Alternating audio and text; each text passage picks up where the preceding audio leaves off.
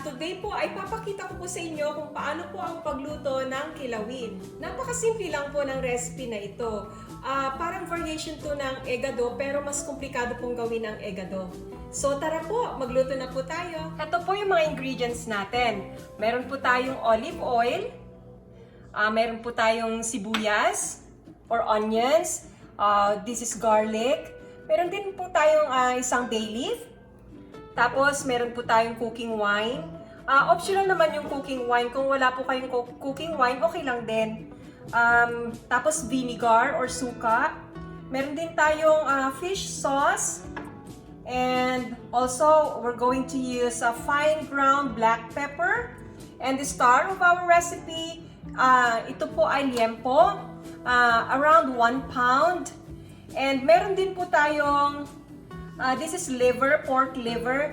Nilagay ko na po siya, minarinate ko po siya sa suka. So, ito po yung sikreto sa pagluto ng atay. All the time, we have to marinate it in vinegar para mawala po yung gamey taste o yun pong lansa. So, una po ilalagay na po natin yung ating pong mantika. Konti lang po yung ilalagay nating cooking oil or olive oil kasi first step is we're going to render the pork fat. Igigisa lang po natin yung baboy muna and ipapalalabasin lang po natin yung kanyang taba. So mainit na po yung mantika natin.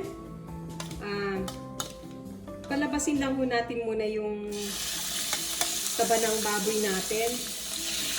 Tapos kung medyo marami po talaga yung pork fat, ang gagawin po natin alisin po natin yung fat para hindi naman po siya masyadong masebo or mataba. So, ang next po is magsisim po tayo ng konting salt para mag-build na yung kanyang flavor. O kaya nakikita niyo lumalabas na yung taba ng baboy. Saka habang nire-render natin yung fat, sa una pa lang, naglalagay na po tayo ng brown black pepper. Para mag-build po na siya ng flavor tsaka taste. So, ayan po, nakita nyo, medyo nag-brown na siya, pero kulang pa rin. Tatakpan na lang po natin kasi baka matalskan po tayo ng mantika. So, ang next po is, lagyan na po natin ng konting tubig. Para lang po maluto yung ating pork. Nakita natin, nag-brown na po yung pork natin. So, we're just going to let it simmer. Okay, so nakita po natin, wala na yung tubig. Nag-reduce na po yung sabaw na nilagay po natin kanina. Hintayin lang po natin ulit na lumabas yung mantika ulit ng baboy, yung mag-render ulit ng fat. Tapos, igigisa na po natin siya.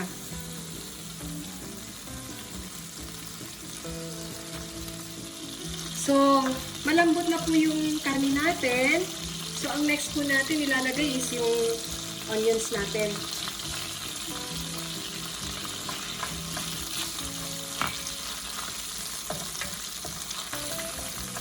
And then, i-add na rin natin yung ating garlic.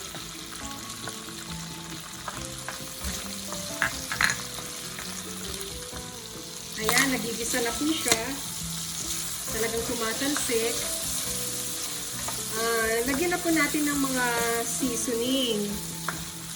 So, we're going now to add our fish sauce.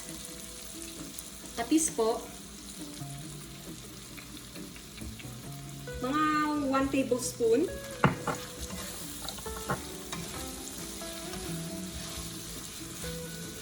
And then, i-add na rin po natin yung atay natin. So, yung atay, hinugasan ko po siya. Huwag niyo pong ibabalik yung pinagbabaran na suka kasi lalong-lalansa lang ho yun. So, hinugasan ko po siya ng tubig and then we're going now to add.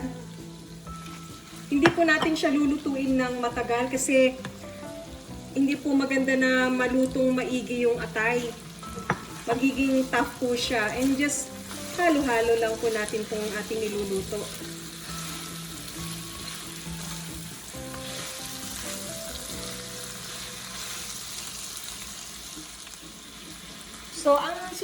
po is lagay na po natin yung ating cooking wine.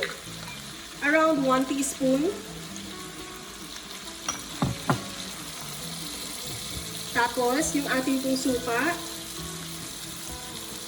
Pag nilagay po yung suka, huwag po natin hahaluin. Around like 2 tablespoons.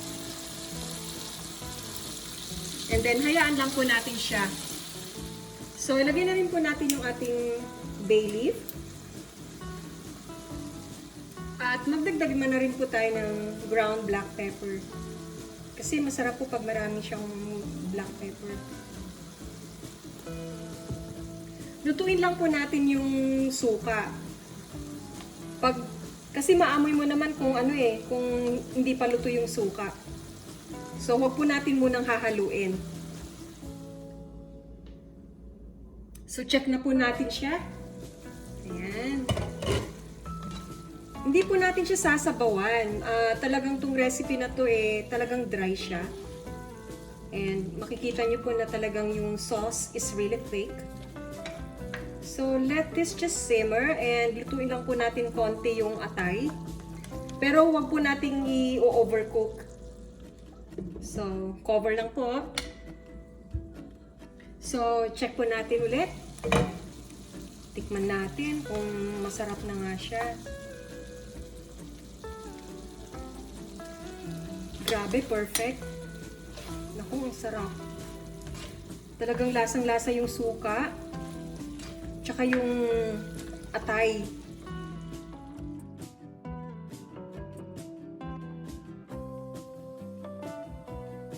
So, heto na po ang ating finished product, pork kilawin. Salamat po for watching my video and please don't forget to like and subscribe to my channel. Sa uulitin po. Bye-bye!